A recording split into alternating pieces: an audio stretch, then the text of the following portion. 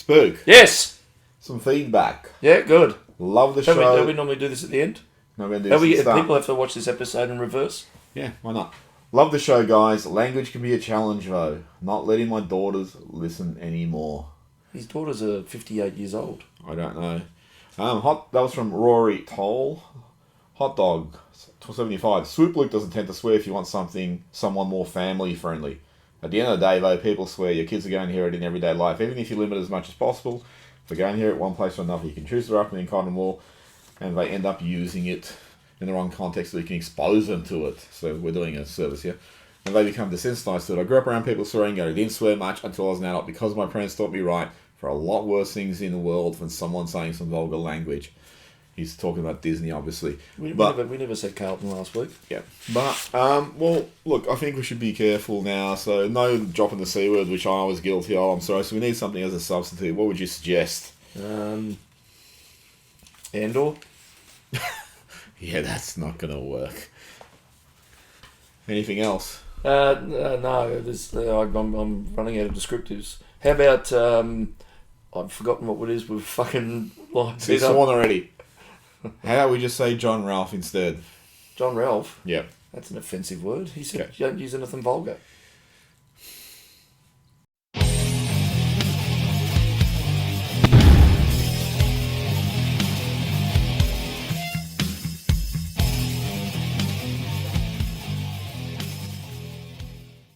Welcome to the Collingwood Rant. I'm Sly. And I'm John Ralph.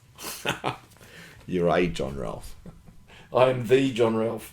The genuine article, you might say. Spook, we lost. That's a prick, isn't it? Yeah. It's like The Simpsons, you know, when the isotopes lost. Topes lose. Topes lose. That's what it was like. Hey, what was your question? We lost. I didn't question. I didn't throw a question out there. We lost. Going into the game, rested how? Are you surprised by that? Look, I think it's a given that each week someone's going to be managed. Well, they managed to go here this week. Yeah. We'll get to that. No, I wasn't surprised. However, though, with defensive structures against Geelong's Tools, I was a bit surprised. Does that make sense? Yeah. I wasn't surprised he was managed. I was surprised at the timing. I thought Freo might have been the one where you done it, but I think the thing is, just to circle everything, I reckon if Howe played yesterday, we win. Yeah. And that's, I don't know whether that was a gamble or, what. Maybe he saw. I don't know. And Schultz came back from his hamstring injury. Yeah. So, and then Coxie came in, obviously. I actually think, look at it, like, first quarter, they kicked the first, 3 goals, and I think they were 4 or 1 goal. Every time they went forward, it just seemed unobstructed. They just went forward. They looked really dangerous.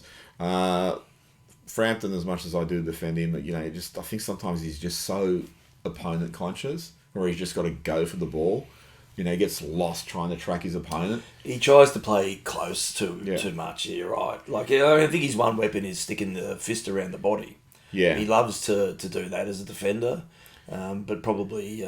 Who would you have played on Cameron? They softened around a bit. They ended up with more on him at one stage. But who would you have played on him? I saw Moore was standing Stengel at one point. Yeah, well, that was at the... Oh, no, it wasn't... I think it was on Dangerfield originally, but they obviously rotated them around. Yeah. They probably were minding geography, so whoever was wherever they took. Cameron I don't think he really had that much of an impact in the game. So who stood him? Because I was at the ground. It rotated. You tend to follow the ball, really not watching the matchups all that much. Yeah, that was an interesting one, because this is the thing about how, if he played, I don't know if they would have won, because I don't think their forward line was actually that destructive. It was more just whenever they were moving the ball so quickly. So there are other things I think that were really responsible, but Cameron usually loves playing well against us. But we ended up overhauling him in the first quarter. We're leading by 3 points. In the second quarter, we kicked 3-2 to their 2-4. Sort of seemed to try and take control of the game. It felt very much like, okay, in the second half, we're going to assert ourselves and then just take a stranglehold on the game. But, usually our second halves are being good, but that third quarter was disastrous. It just looked like the momentum swung. And I put the blame entirely on the coach because I said this at the time. It is fucking sorry. The goalie was just diabolical. He got moved into the middle. It seemed like in the second half he was playing in the middle a lot, and he was really just playing almost or leaving us one short. He looks like what is wrong with him? He doesn't seem like he can run. Doesn't seem he has much strength. No, he's clearly playing hampered, but he's hampering the side. If that's your performances, if you look at the output of that, he shouldn't be there. You put him back to the VFL and let him get some touch and some run, because just continuing to do that and get 9 possessions and have absolutely zero impact on the game is it's not helping anyone. And it's not just this week, and you're not singling it out because of the loss. Well, it's been good since 2017. Someone told me. It's been an ongoing thing where he's just not delivering on his potential. Well, the last 18 months he's really struggled. So Which I think is the way you can sum up his career in some respects. Yeah, look, the big problem there is if he's carrying something and they feel playing him, they might get something out of him. Are they looking at something like it's just not going to get better? So there's no point resting him. There's no point sending him down to the VFL. How could it not get better? Because it could be something like osteitis or whatever, where you could rest for 3 months and then run around and it's still there. I mean, some people have had the osteitis where it's just like you go back to Chris Judd. Chris Judd has such severe osteitis. I think he had surgery, but he had to change the way he walked. He had to learn to walk a different way. So he had to have orthopaedic underpants. At Carlton, you need orthopaedic diapers. But this is what I'm thinking. Is it like that bad? Because that was terrible. I was watching it with my friend John. He was saying, you would have got more out of Lockie Sullivan. And that's true. And I really think the going to the middle was instrumental in turning the tide, because that first half, we were just beating him up in the middle. Yeah, I think the disappointing thing with it is that when we gained ascendancy, that sort of 4-goal margin just stuck. Yeah. We just didn't seem to get the ascendancy to go any further than that. And we started missing shots, which is becoming a little bit of a concern. Yeah, Cousin Dorska said that the other week. He said our goal kicking is going to cost us. He said it's a growing concern. So he highlighted that from a few weeks ago. And we're not kicking from deep in the pockets or anything. These are straight out in front set shots that are just being sprayed. Well, I mean, that was the first quarter. They all missed, and then Cameron gets a running goal banana kick. Which you don't even know he knew how to kick a banana. And one thing that really helped them was that Reece Stanley going off. Then Blitzar's went into the middle, and he did neutralise Cameron's effectiveness. I mean, actually, I know he wasn't great. Like, I thought he started okay, Cox, but then he really struggled. But I actually thought, I would have been close to subbing off Cameron and say, play Cox in the middle and make that his extra height, make that something that they're really going to struggle to contend with. Because Cameron just gets, he too often sort of gets in this wrestling like Grundy used to, he just starts wrangling players. And I reckon that Cox Society would have concerned them more, and Blitzark could have neutralised Blitzark on the flip side. The thing that frustrated me with Cox, and I agree he started well, he just started dropping every fucking mark that was coming his way. But that's pretty much him. But the thing is, if you know that's going to... with his height, even if he fumbles a mark, he's going to bring it down to the ground in front. I think it was only once that I can recall that we had someone sitting there at the drop of the ball and could capitalise on it. Because he's going to take a pack up with him. He's going to take 2 or 3 blokes to try and stop him at most times. If he can push the ball out in front, which he seems to do no problem when he fucking misses them, then why aren't we capitalising on that? He's a strange one because it's really early on. They'll either stick or they won't. I don't think I really recall many times where they weren't sticking and suddenly they do. It's just that sort of game for him one way or another. I thought they probably could have subbed off onto the tools a little bit early and brought Hoskin Elliott on for a little bit of run. But having said that, you look at the goalies. The goalie's terrible. McCreary, is there a point to having him out there if he's not going to... No, he would be the number one person that needs to go back to the VFL and get some touch. He's got one string to his bow, and it's just not really doing any damage. He stopped that really aggressive tackling. He's not impacting contests at the moment. He's just chasing the ball. Yeah. I mean, another thing with McCreary is there are games where he just is a two-grabber. He'll fumble the ball, and there was a string, I think he was part of it, where every handball was a little bit low, but each player just fumbled it, dropped it, and had to pick it up, and Geelong got closer, and they messed it up. But he'll, we just signed him for 4 years based on... What, not touching the footy? I actually was really, really annoyed on Anzac Day when Hill kicked that goal and he turned around and bowed to the crowd that's the only thing you've done in fucking 6 weeks, pretty much. No, and again, this is on the back of, we spoke a fair bit about him last year. I thought once he'd won the Norm Smith, that would have put him up a peg. Like, he would be brimming with self-confidence. Look what I can do on the big stage. He just failed to recreate it at any given point. He does a lot of being as far away from the football as possible. He does some amazing things, but he's just really becoming a human highlight reel. Well, that's it, yeah. Yeah, he hasn't really extended his game. He's good for that one tackle. He's good for that one run. He kicked that goal. I mean, he kicked the first goal for us, and that was pretty much all he did. And he frustrated me when he had that shot in the third quarter, which he was running down, inside 50, and then he just sort of tried to guide it through. It was like, and it was touched. It was like, just kick through the ball and put it through post high. And the thing is, it's not being critical for being shit or anything like that. It's critical because they have attributes and they have skills that are elite. But that just seems to be enough, just to have those little moments. I think, in this stage of your career and what you can actually do, there should be consistency coming out of him. Yeah. Look, he should be... I mean, what did he end up getting? He got, 7 disposals. It's just like, for a small forward, I'd say the minimum is about 12, but you want him to be involved. You're looking at a couple of tackles, just really not enough input from... You get players like him, McCreary, DeGoey, it's effectively leaving you free down.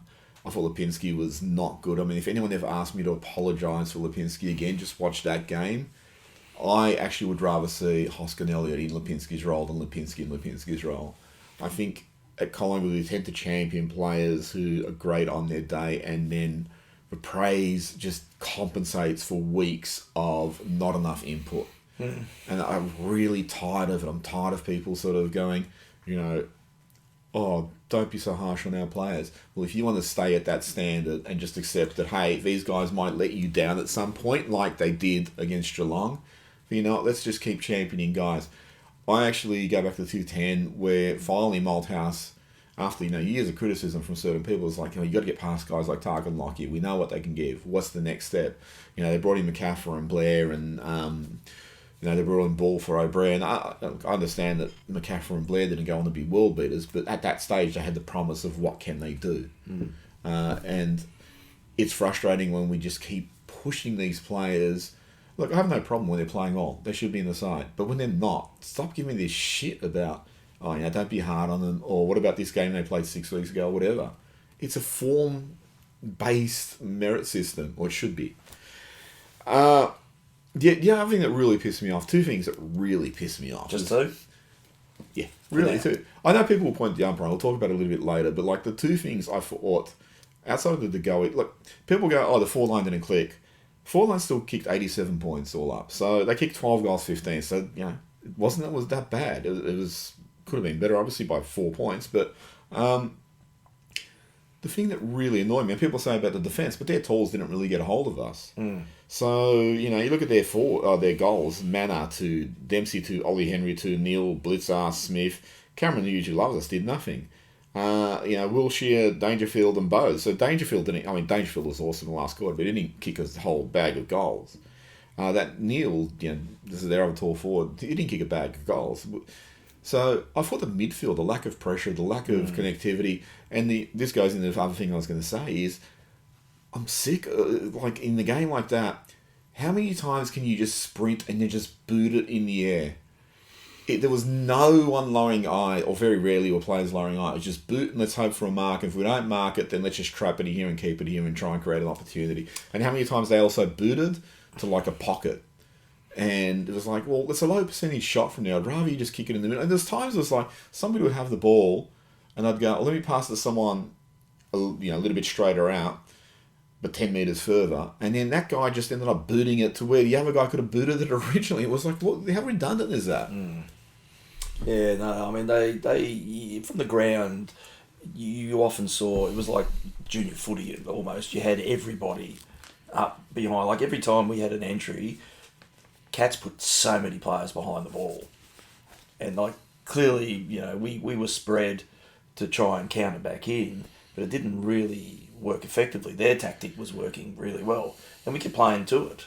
We just kept bombing the ball in. Well, that's a big problem. You know, did you recall anyone leading to I think Elliott may have led once. I mean, there was a couple of little leads, and took some. But yeah, it just wasn't enough of it. And I think, I think the chaos stuff works well up to a point. I don't know whether you'd always necessarily want a chaos into the forward 50. You got to get it up there and then start looking for a genuine option. Yeah, I mean, especially when they're flooding the place too. I mean, the other thing too is you can't rely on that chaos ball if you don't have that big blocking forward. So either you go Stan Cox, who's not a forward, to play in the goal square. You don't have McStay now for 8 weeks.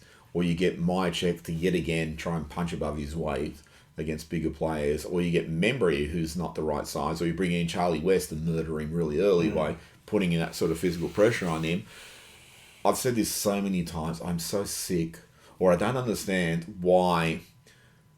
When you kick out from fullback, I mean, not that we have much of a game plan, but when you kick out from fullback, you'll just pinpoint passes all the way up to between wing and half forward, and then the strategy is just boot the shit out of it and hope for the best. Is why coaches don't redefine how they enter the forward line. I don't understand how it is that everyone still pretty much has a strategy of let's just lead from the goal square and straight. I think you'd be devising almost, like if you watch American football, they have players going that way, someone's going that way, someone's coming back. I don't understand why AFL coaches don't do that and try and use that space a lot more effectively to create a lot more chaos, to create a lot more opportunity. Instead, you keep falling back on this, let's just bomb it and hope for the best. Yeah, it's frustrating. And the other thing, the second thing that pissed me off, hey, Craig, that guy at Geelong they got from Bulldogs, Bailey Smith, did you consider maybe putting someone on him, sitting someone on him, and just say, look, you don't have to get the ball, just make sure he doesn't get the ball. Maybe just knock him up a little bit the way Nick Dacos is getting knocked up a little bit. Yeah. I think that was obviously by design. It was to probably put Nick up against him and see who was going to do the most damage. Well, I think Bailey got the chocolates on that particular occasion. I actually thought, Bailey Smith's game was awesome. He should get the 10 coaches' votes, the 3 Brownlow votes. But that was as petulant a game as I would have seen from Nick Dacos. He worked his way into it from the first quarter. He had a really good second quarter, and then when things weren't going his way, that 50-metre penalty he gave away, when the umpire warned him, don't do that, and he did it. It's like a child just having a little tantrum. Yeah, I wonder how much of the close attention starting to get to him, and he wants to have a bit more, because he looks like he's bulked up a little bit. How much he wants to be a bit more, or be seen as a bit more of an assertive player. And I think this is a bit of a new tactic for him, and he's obviously getting a little bit of it wrong. But I think if you start pushing back, maybe it's to lessen the impact of being fucking manhandled and slapped around at every contest. Well, you got to do what Dane Swan did. Dane Swan just ran. He just ran and ran and ran. I remember, I think it was Daniel Jackson from Richmond who used to tag players. I could be wrong, but it was one of their taggers, and they asked him, back to 10-11, they said, who's harder to tag? Is it Pendlebury or Swan? And he just said Swan. He goes, you look down and you look up and then he's gone. He's run like 20-30 metres away. He goes, he just won't stop running. And that's what Nick has to do. And that's what Bailey Smith did to us. He just kept working hard at it. Whereas I think Nick sometimes falls into the trap of wrestling and going, well, I'm going to beat you in strength. It's like, no, find a new way. I'm actually surprised if his dad hasn't sort of instructed him to think a little bit more laterally. I recall back in 88, 89 where Peter Dacos was having this awesome start to the year and Greg Williams is the other form midfielder. And we're going into a game against Sydney, I think it was at that time, where Williams was. But they're asking Dacos how he escapes tags. And he goes, they all play me on my right, so I just play on my left. Which was just, just inverted what was happening. It was like, he out-fought them. But Nick just seems to be falling into that trap of, I'm just going to wrestle and try and get the better of you. Mm. And that's really, really frustrating. Last quarter, they just ran over us for 20 minutes. Yeah, that was disappointing again. I think, again, if we... A lot of the games like this, the close-fought contest ones, there's a lot of it comes down to where your mind is at, I think. That the skill sets were on display were fairly similar throughout a lot of the game. But once you get on top mentally, you just don't stop. You go harder. And I think, there was times when we kicked ahead that we just seemed to go back into our shells a little bit too much. I think we should have been a bit more. We've been showing a hell of a lot more of an aggressive bent on that with previous games. Whether this one, it's just maybe it's catching up with us. or whatnot. It just sort of almost felt like, well, I think we can defend this, but they just went into another gear. I think the other thing too, though, is it was like the Anzac Day game where, we were just always just a bit in front and they kept pulling it back and we kept pushing. But it felt like almost Chris Scott just said, just got to stay in touch, Wear them down. And then go. Yeah. And then when they went, we just were totally unprepared for it. Because I think when we had the ascendancy, we really still were playing well. Yeah. But the thing is, and the frustrating thing is, it wasn't until that last 2 minutes, it felt like we finally woke up.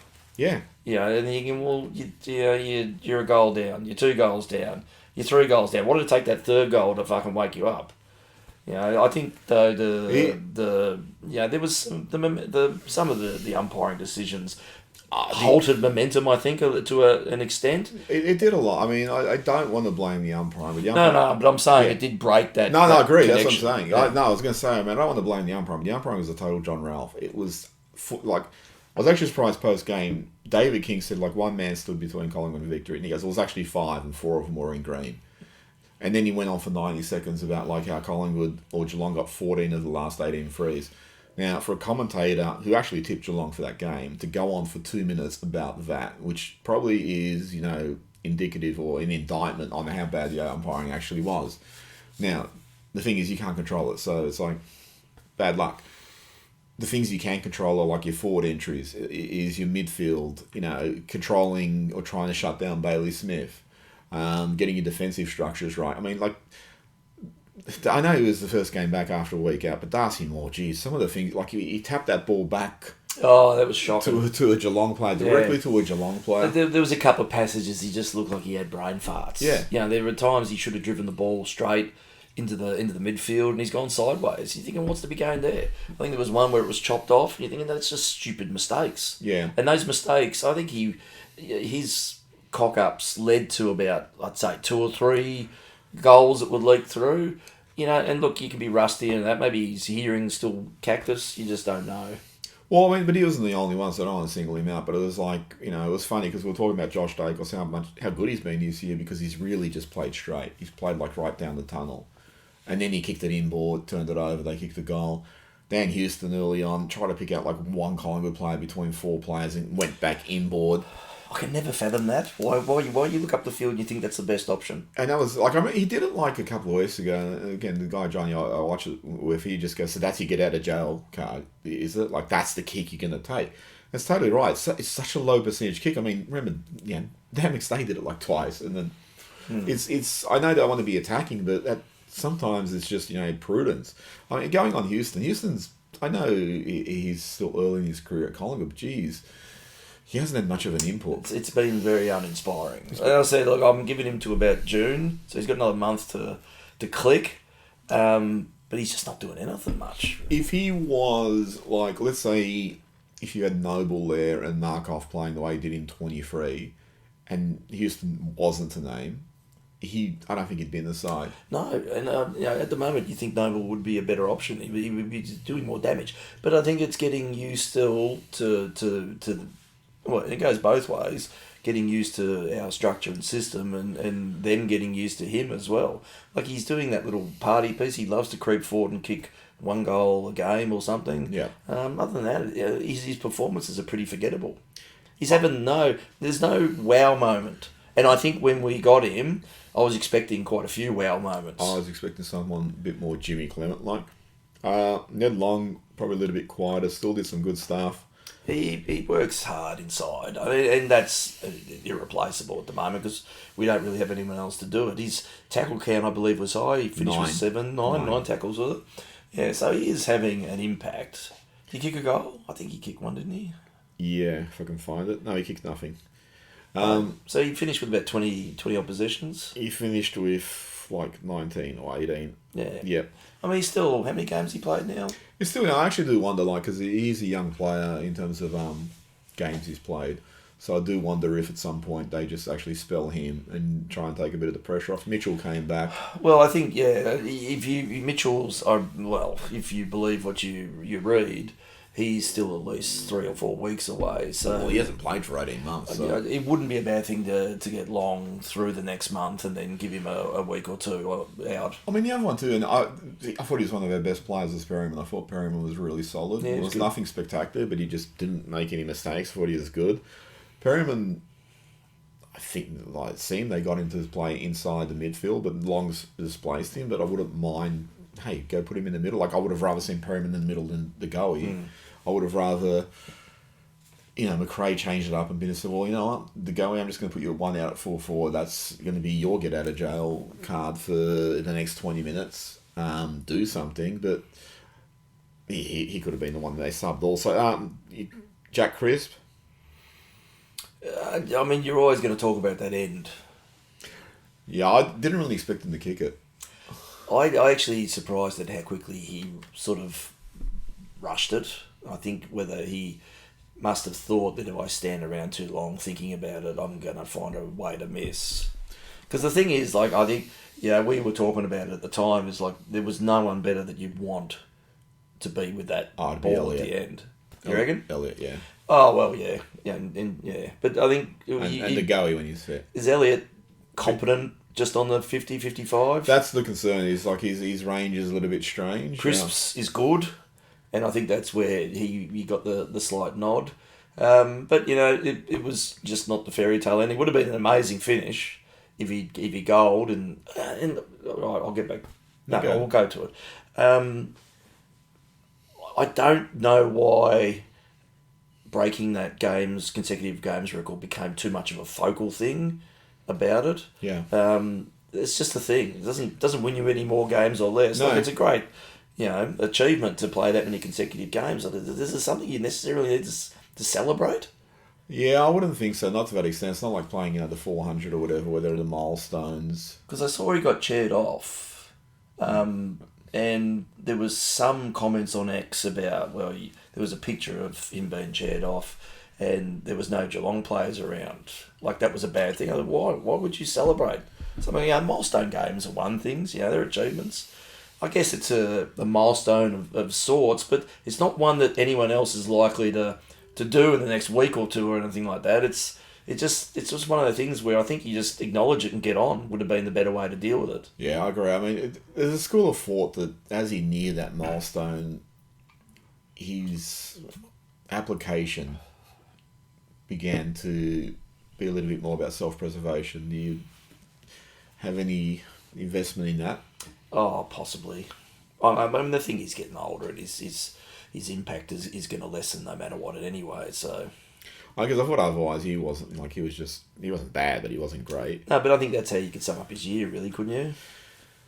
Yeah, I think you can sum up his last... I think he had like a little good patch last year when it was him and Nick in the middle. And it could just be that they got a lot of these sort of players who are really benefiting one position, but they're now being forced out to flanks and stuff. Like a Schultz, I didn't think he was great, but I'll give him a pass because he just came back. He did some really nice pressure things. Oh, I didn't have an issue with him. Yeah, I was annoyed. Are we going to talk about that goal review? You got that down, or is that... Oh, we'll get to it later on, because I'm going to do all the umpiring at once. Isaac Quain, what do you see him? Because when you first came into the scene, I thought, well, this guy's going to be that rebounding, intercept halfback flanker, and he's another one, I think, if it wasn't Isaac Quain, you might be dropping him for a mark off an oval. Look, he was good in 23, but like patchy last year, and he's patchy again now. Does some nice things. But he's capable of coughing it up. He's sort of like a 50-50 player at the moment. Whereas I think, again, he's another one that's capable. I think, like last year, he tried to bulk up to see if that was going to improve things, and then that became an excuse that he was too big. He's reduced in size a little bit now to get some of that mobility back. But, like I think sometimes he just seems too short, and he's not playing tall, if that makes sense. Yeah, I would want him to play more like Maynard in terms of, run hard. And then if you're in my way, it's your problem. He's not, like, he is a little bit of, he's a tank, sort of, a mini tank. He's not like Noble, who doesn't have that bullocking capacity. He's not like, Markov, who's sort of more wily, just got to run. But, like, I would have thought, I would have wanted him to be a bit more of a physical player, and he doesn't really have that. Of the players, the last one I just want to go to is Tim Membry, Where is he at? Because I swear, when he's not... If he's involved in the goal, great. And otherwise, you just do not see him anyway. Oh, he does play upfield a little bit. How many finished with? 2? One. 1. I mean, the thing I've always liked about him... Was he kicked straight? But he now kicked that's straight, gone. yeah. But how many he miss? I've got no idea. Let's just say 6. I think it's a Collingwood jumper. It must have lead weights in the side or something to throw him off balance. It's Yeah. 1-1. That's all he... Yeah, look, I think you knew what you were getting, and I think what he does is just enough at the moment. With that forward line being, let's say, shouldn't actually mention Mychek was great. No, he was great. I think he ended up getting the coaches' votes, did he? Yeah, I don't know. No, I don't look at the votes most times. But with the forward line being Mychek, Membry, Cox, and then you have Schultz, Elliott, McCreary, and Hill, I just don't think you can have too many low possession getters. Schultz and Elliott, Schultz and McCreary, they would mitigate low possessions with high tackles. So on the flip side, they could actually, contribute in a different way. Membry's not going to do that. So like with Membry, I do worry if he's not taking marks and kicking a couple of goals, then how much is he actually inputting? I know I've criticised Hoskinelli, but the reason I criticise Hoskinelli is because he's got the ability. And in some of these roles, like I'd rather just see Hoskinelli. Like I wouldn't mind seeing Hoskinelli play as a tall or mid-tall forward because he knows how to kick a goal. He's got skills and all that. He's quick, but that's not the way we're setting up. All right, so the last couple of minutes we came back. There's the Schultz kick. It's deemed touched by some boundary umpire who has 2 posts in his way, so I'm not sure how he saw it. How often do you ever see a boundary umpire fucking come up right into the start and start doing like this? And again, with an impeded view. Yeah, there's a John Ralph of a call. It's... I don't know, because you see the camera shot of the hand going up to touch it, and you see that that boundary umpire has both goalposts impeding his view, and even if they weren't, I don't know how he's making the call from 20 metres away and the goal umpire is right there on the line and he's not making the call. And I would think that in terms of the way they adjudicate goals, it should seriously be something like a hierarchy of who's got who has the I'll put it this way. The goal umpire's there, so his call should be the final call. The boundary umpire should be like, well, you know what? You're the lowest call, and the only time we're actually going to listen to you is if the goal umpire was totally impeded, if play crashed into him, if he ran into a post or whatever, then we've got to go to a second opinion. I don't know how, because the goal umpire seems to have said it was going to be a goal, but then the boundary umpire's going, no, I've seen it touched. Why are you actually now defaulting to this guy's opinion that it was touched? I say, I've never seen that before. The goal umpire is there to adjudicate. Everyone else gives input. But he's almost caused the goal umpire to rethink. Oh, he has caused that. And then, but the thing that really shits me with this system is that you've got one bloke there whose job it is to adjudicate. He's not sure now. So you go to the video review and they went through it, and when it's going longer and longer, it's less likely to be paid towards you. But you're going through all these different angles, and again, nothing new. It's the same old low resolution crap footage. This is $1 billion industry, not willing to spend money on actually making VAR a realistic thing. Well, you compare that to cricket. But you go through it before you go. They did all the angles. I remember looking at the ground on the screen thinking, there's nothing conclusive that says he's touched it. Yeah. Now, if that's the case, surely it's a goal. Yeah. So you're looking for a reason for it not to be touched, to be the reason why it's a goal. So they go inconclusive, let's go with the goal umpire's decision. You start back to go with the bloke who doesn't have a clue in the first instance and make his decision the correct one. It's a ludicrous system. Oh, it is. It's ridiculous because the boundary umpire said it was touched. But that's not good enough to actually base the call on. You're still going to let's review it anyway. The only evidence that would stop that from being a goal is you can clearly see it was touched. You didn't see any. I mean, if anything, the ball looked a good 5-10 centimetres away.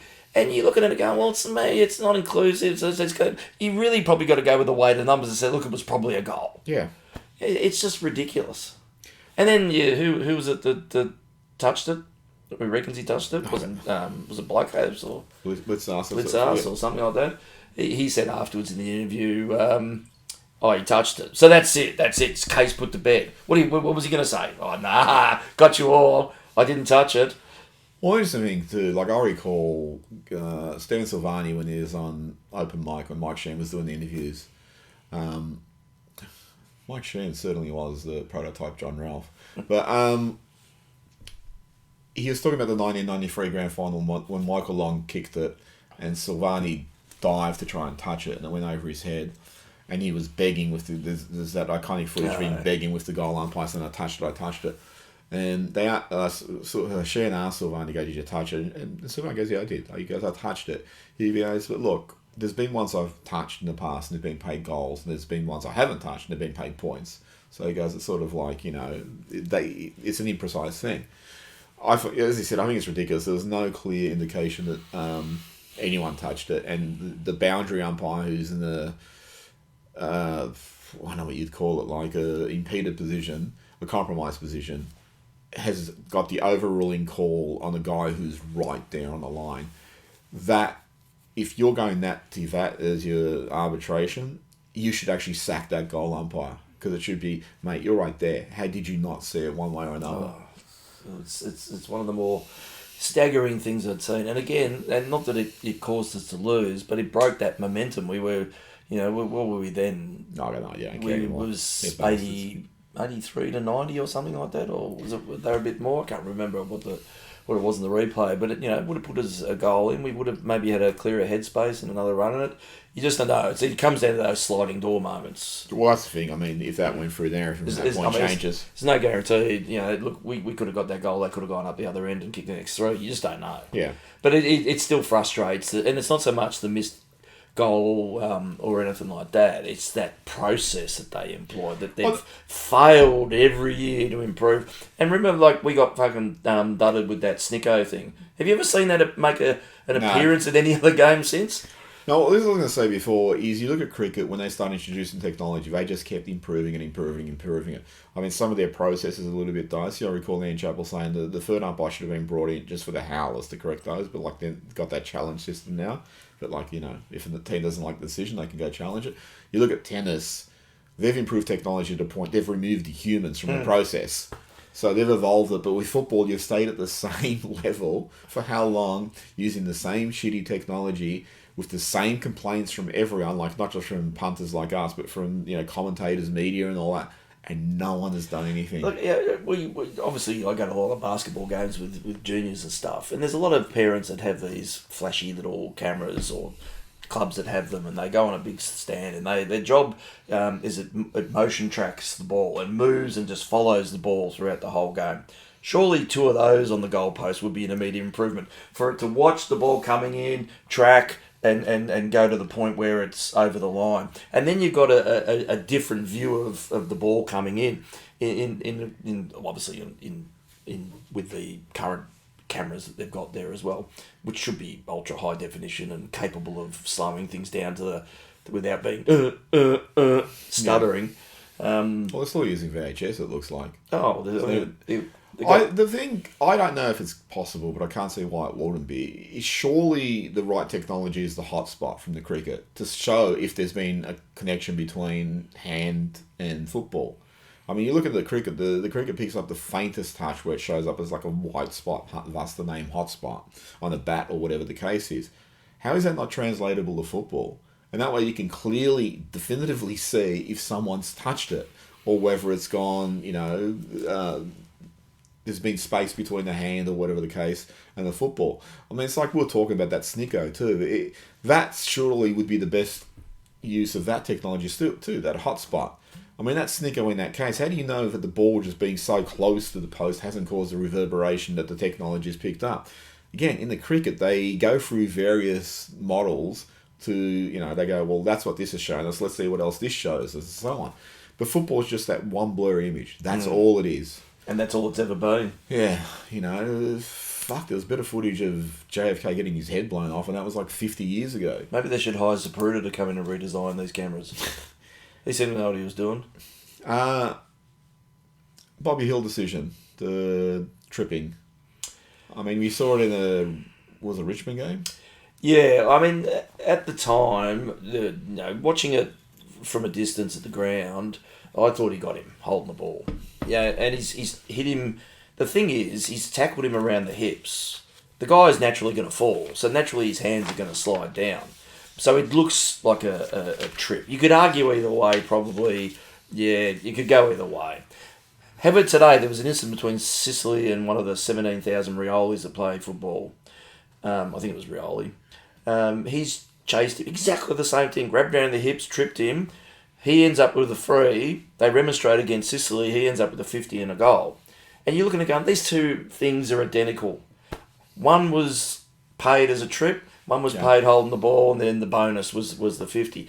This sums up umpiring in the current game to a T. Just about how two identical things are interpreted different ways. And this is the problem, is rules are there to give you a sense of consistency. The problems with the rules in the AFL is you've got your core rules and 88,000 subsets of interpretation underneath. And you're expecting someone of limited intelligence, wearing green, to go through all those machinations in their head and make the right adjudicated call. It's almost like you've got to back this other crap out and just go back to the basics. Well, you go back to the Geelong Hawthorn game where I can't remember the Geelong player, but like he was tackled as he was trying to rush it, and he fell and he put the ball down and he handballed it. Excuse me. And Razor Ray qualified the decision on AFL 360, and it was the most. I mean, he was qualifying it to the extent or to the way the rules read, so he was totally right by the way the rules written. But if that wasn't holding the ball, dropping the ball, it's like then that rule's totally broken. And this new holding the ball rule one is just terrible, where if you just throw it out, you're fine, but if you hold on to it, it's like Lipinski got tackled at one stage, he got tackled by one arm, he was being dragged, and he was pinged for holding the ball. It's like, okay, you're saying he could have got rid of that? Like, well, he only has one hand, he can't get the ball to his foot, he obviously can't handball it. That rule is so broken. And then there's other ones they just go, no, that's fine. That's being held to him, or he tried, or whatever. So many of the rules are so broken. And, Jared Hill, made a really good point. I can't remember which game I was watching, but there was a free on the wing, and he was annoyed because there was the exact same incident in front of the goal. He goes, look, they've just got to get serious. Either you pay these wherever they happen, or you just get rid of the rule. Well, I think, and the underlying thing is people just want consistency across the rules and the application of it. There's nothing worse than you get infringed or the opposition's infringed with something, and then you see 20 examples of where it's ignored. You want it to be, you pay that, that's how you're going to pay the rest of it for the rest of the game. It really needs to get down to the level. But you even watch neutral games and stuff there. The standard of umpiring is it's terrible. I hate it. Like, I'll shout at the, just neutral games. Just go, how does... I mean, and watching yesterday's game, the game against Geelong, there's times I'm shouting, like, at frees that they're not getting. Because it's like, how is it... Like, there was one, I remember, it was an obvious drop. And it wasn't paid to them. And there's times, like, it's that bad. Like, I'll actually be wanting them to get a free kick to restore my faith in umpiring. Which, speaking of which, how do umpires get it so grotesquely wrong? I think it just comes down to the interpretation. And the thing is, there's 400 of them out there in every game. So we know the umpires get coached between breaks to be told, well, you're not doing this or you're not doing this well. To have a game umpired that they've gotten 14 of the last 18 free kicks. I mean, this is the thing that frustrates me is I don't care what you're paying, but once you pay something, okay, that's the standard for the night. And that just wasn't happening. Like, I remember there was one time like forward, Cox just got thrown out of the thing and he fell. And it wasn't a free. There was a couple of times like where the players turned expecting a free and didn't get it. How do they actually blunder it so badly? Oh, I don't know. I think there's that underlying need to keep the game flowing, that they don't want too much of these stop-start decisions, which is... But then they're picking out a lot of tiggy-touchless ones for them. And again, I don't care what you're paying, but you got to pay them both ways. Did you watch the North Essendon Mockbuster? The Mockbuster? Yeah. No. There was one... I watched the last quarter. There was one where... I can't remember, it was like a stoppage. Yeah, last quarter, there was the one where the North guy socketed it out of the air, and the umpire paid a free against Essendon. And then someone's contacted him on his earpiece or whatever, said, no, the North guy kicked it. And then the umpire's gone... Which one are they? Which one's that? He's gone, that's a ball up then. And Brian Taylor, finally made one valid point. Well done, BT. where he said, well, if you're going to pay it one way, then surely now you have to pay it the other way for that incident. So it's like, how was there two different definitions there? I don't know. The frees were obviously there for Collingwood. I'm not blaming them for the loss, but just the frees were obviously there, but they weren't paid it. So how do the umpires actually get it so grotesquely wrong? I don't get that. Like this, and that's not just this game. There's other games that happens. It's funny. I mean, you go back and you watch the odd VFL game, they're atrociously umpired. And it's just like, where's the quality coming from in this? If you can't get the basic level, or the entry level type games adjudicated properly, what hope do you have when you hit the senior stuff? It's meant to be a better standard of football. It should be easier to umpire a game, but not to be. It's just haphazard. Any final thoughts about this game? No, I think the overall feeling at the end of the game for me was, we should have won. We should have put them away when we had the opportunity. And I think, when you calm down a little bit after any loss, you think, well, maybe that's the wake-up call that's needed, that if we keep winning games like that where we're not playing, like that one would have been an absolute get-out-of-jail-free card. Yeah. We would have all been talking about what an amazing finish it was, but that doesn't justify how poor the bulk of that quarter is. And maybe now this is an opportunity to go back and review it as a loss to get to rebuild that. Okay, well, we still need to work hard rather than just thinking we're turning up and winning. Well, we've had some good wins this year, and Geelong are a good side. Yeah. It's not terrible to lose to them by 3 points or whatever it was in the end. But I think it's an opportunity to grow. They're an unfinished product. They're a work in progress. They're an incomplete. We're always learning. They're always learning. Yeah, I mean, I was curious about that. I sometimes think, where do the players go psychologically, mentally, when, for example, they kick the first 3 goals, and then we overhaul them, and then by the end of the first quarter we're in front. And how much of the players start thinking, well, this is how good we are. We can give you a 3-goal head start. And whether there's just a little bit of complacency unconsciously that creeps in, or whether they start to expect that, that's going to happen for them because it has happened. So I don't mind losing at times. It's how they recover from it. But yeah, I mean, it was pretty disappointing. I think the hard thing, are we getting into the Freo game in a second? No, we're going to do some... Oh, I'll save it for Freo. Yep. Yeah, right. Jack Tubb from Spotify. Who? There's a comment. On Spotify? Yeah. See, I look to see the research I do. Just found your podcast, guys, and I've only listened to one episode, but I absolutely loved it. From the tapping bottles, come out to play intro, the Warriors, what an iconic scene. I thought this is going to be good, and I wasn't disappointed. Great stuff, so good to listen to a non-watered down, uncensored show. So they got the uncensored bit right. I look forward to many more episodes, and as I wait, I'll go back and listen to the previous ones. Go Pies, Jack. Oh, thanks, Jack. Yep. It's good to get good feedback. Yep.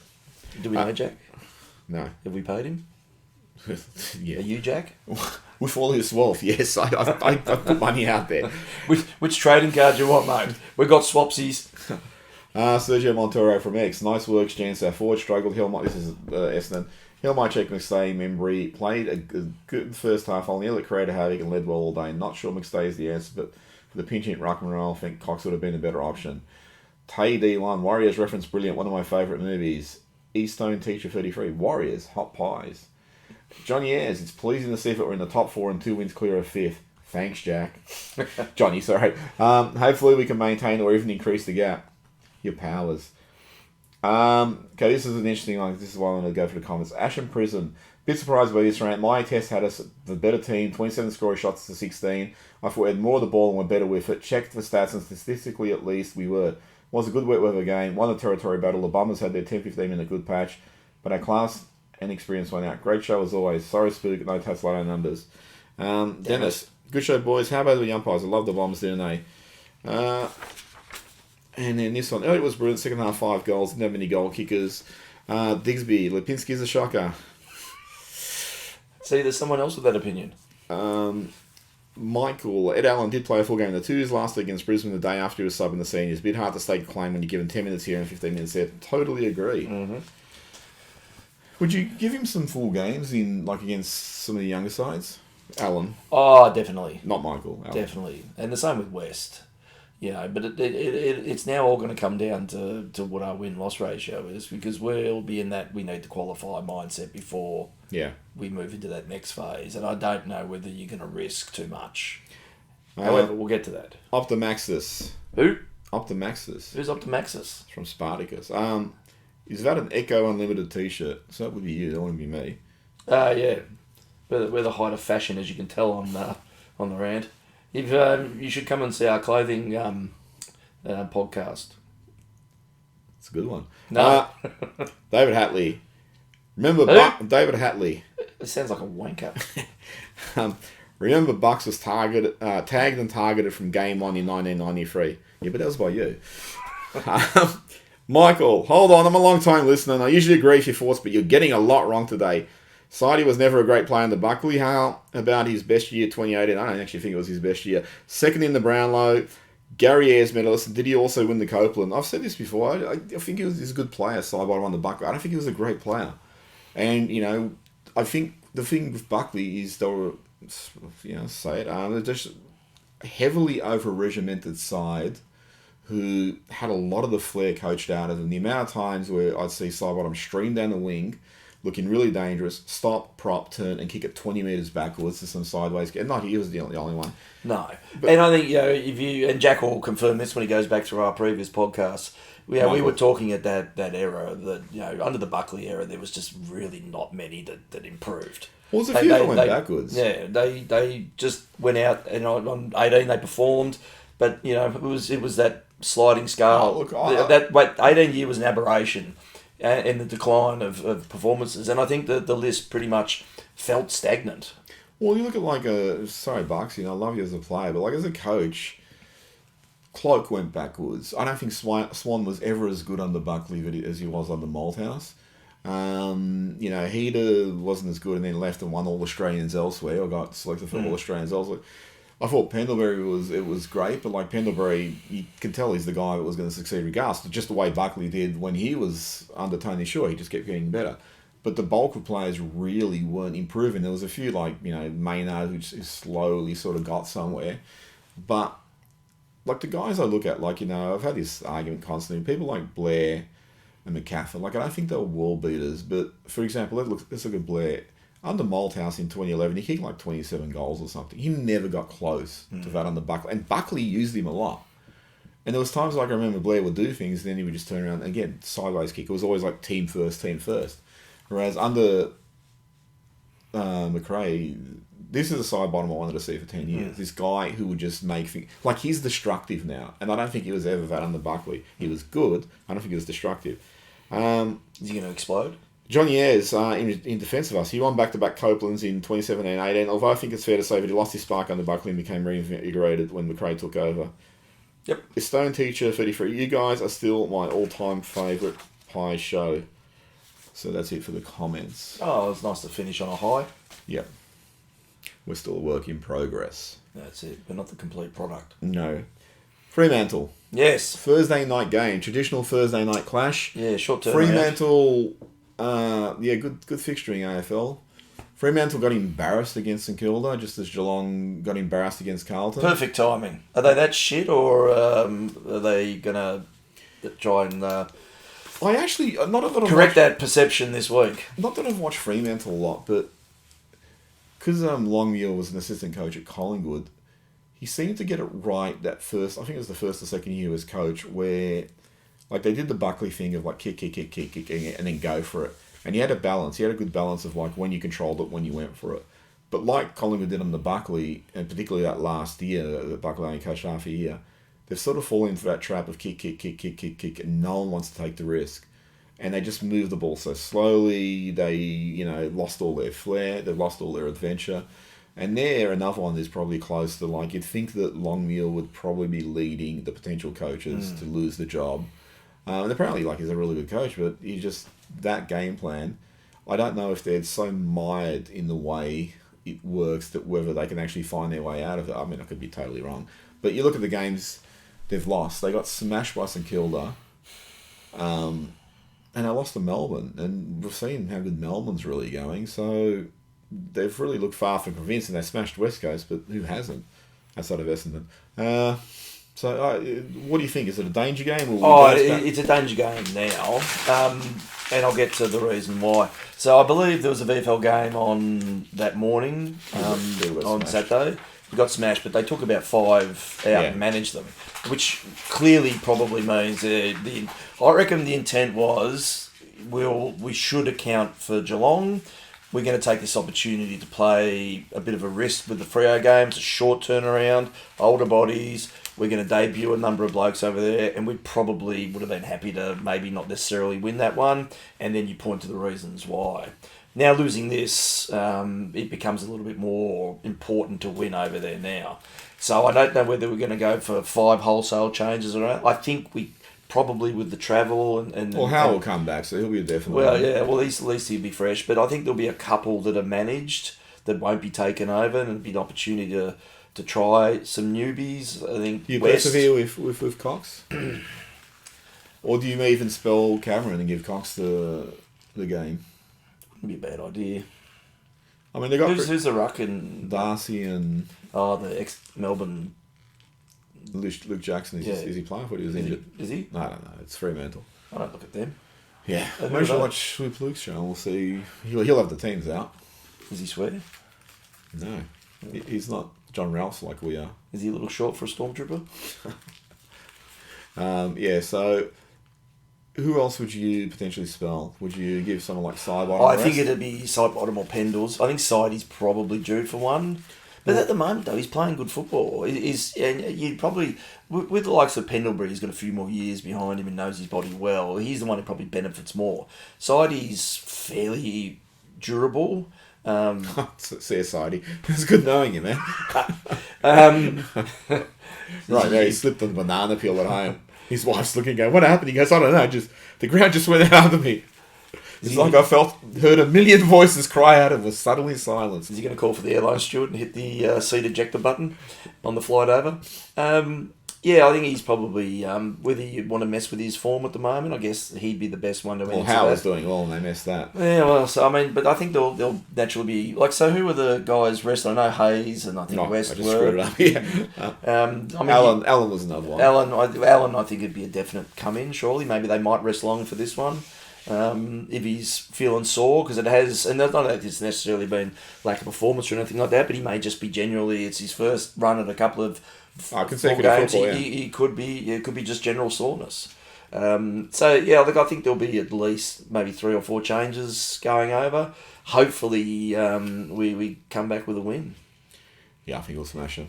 If you were playing them like they played on the, I don't think they'll play that bad there at home. The thing I look at like Fremantle, I think when you get certain teams, and like Carlton actually showed this really well. Like Carlton won 3 in the trial, everyone's going their back, but when the pressure was reapplied, they just folded. And I know like they beat Geelong in a good, obviously a good team, but like they played Geelong with ideal circumstances. But Geelong were coming off that really bruising encounter against Hawthorn, had a 5-day break, short turnaround. They played like they were a little bit flat, and the Blues just got them at the right time. But they went to Adelaide, who were fresh. And Adelaide Adelaide's been pretty good this year, and Carlton just capitulated under pressure. So when there was genuine pressure there... It's terrible to hear. Yeah, it is. But this is my thing with Fremantle, is if you're going to apply the pressure, then they're not going to... Not like Geelong, they're not going to lift and find another level. They're going to just crack. And that's when you're going to put your foot on them and hopefully smash them. Yeah, well, I hope we do. And, I think Freo will find out probably in this game whether the year's done. Well, there was a rumour that Mychek was going to miss with soreness, so here's another one that potentially they will rest. I think they'd want to get West in, and West is clearly doing enough, but it's a big ask for a kid to come in and prowl that forward line and have an immediate impact. But maybe he's that good. I don't know. The disappointment is you'd wish that Harrison was around because he put a bit more pressure on the small forwards. Obviously, not going to drop Hill or anyone like that. McCreary, as you said, I think he's one who could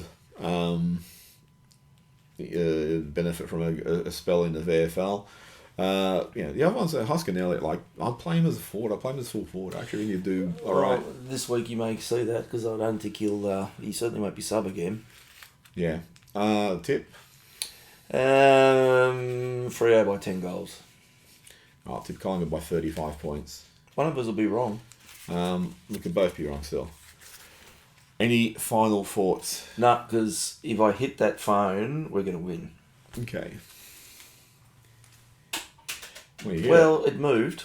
yeah. So subscribe, like, share, follow us. Yeah, follow us. I'm going to work tomorrow. You're more than welcome to follow me. Yeah. And as far as I'm concerned, love you all, Collingwood supporters. Don't be a John Ralph. Yeah. And watch out for the fashion rant. Yeah. Jesus. I know. Later. See ya.